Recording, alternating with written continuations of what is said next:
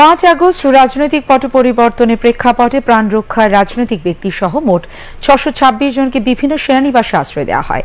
পরিস্থিতির উন্নতি হওয়ায় 615 জন নিজ উদ্যোগে সেনানিবাস ত্যাগ করেন। অভিযোগ বা মামলার ভিত্তিতে 4 জনকে যথাযথ প্রক্রিয়া অনুসরণ করে আইনশৃঙ্খলা রক্ষাকারী বাহিনীর কাছে হস্তান্তর করা হয়। বর্তমানে 7 জন সেনানিবাসে অবস্থান করছেন। আজ আন্তঃবাহিনী জনসংযোগ পরিদপ্তরের আইএসপিআর সংবাদ বিজ্ঞপ্তিতে এই তথ্য জানানো হয়। সংবাদ বিজ্ঞপ্তিতে বলা হয়, 5 আগস্ট রাজনৈতিক পট পরিবর্তনের প্রেক্ষাপটে সারা দেশে আইনশৃঙ্খলা পরিস্থিতির ব্যাপক অবনতি হয়।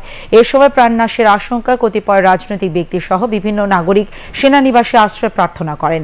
এই প্রেক্ষাপটে বিচার বহির্ভূত কর্মকাণ্ড রোধ, জীবন রক্ষা ও আইনের শাসন সমুন্নত রাখার লক্ষ্যে সর্বমোট 626 জনকে বিভিন্ন সেনানিবাসে আশ্রয় দেওয়া হয়।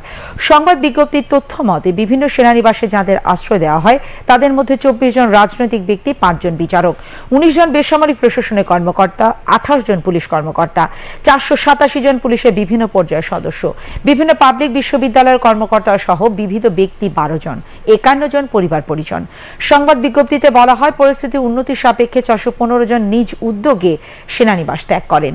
আশ্রয় দেওয়া ব্যক্তিদের মধ্যে থেকে এখন পর্যন্ত 4 জনকে তাদের বিরুদ্ধে আনা অভিযোগ বা মামলার ভিত্তিতে যথাযথ আইনি প্রক্রিয়া অনুসরণ করে আইনশৃঙ্খলা রক্ষাকারী বাহিনীর কাছে হস্তান্তর করা হয়েছে। সংবাদ বিজ্ঞপ্তিতে বলা হয়, আশ্রয়প্রাপ্ত 3 জন, তাদের পরিবারের 4 সদস্য সহ মোট 7 জন বর্তমানে সেনানিবাসে অবস্থান করছেন। এক্ষেত্রে সেনানিবাসের পক্ষ থেকে সংশ্লিষ্ট মন্ত্রণালয়কে সব তথ্য প্রদান করা হয়েছে।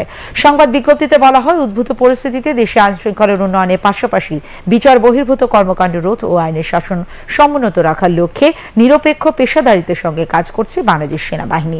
এক্ষেত্রে গুজবে কান না দিয়ে সবাইকে ধৈর্যশীল ও সহযোগী মনোভাব প্রদর্শনের জন্য বিনীতভাবে অনুরোধ করা যাচ্ছে। দেশে প্রচলিত আইনের প্রতি শ্রদ্ধাশীল থেকে বাংলাদেশ সেনাবাহিনী সর্বদা জনগণের পাশে আছে, থাকবে।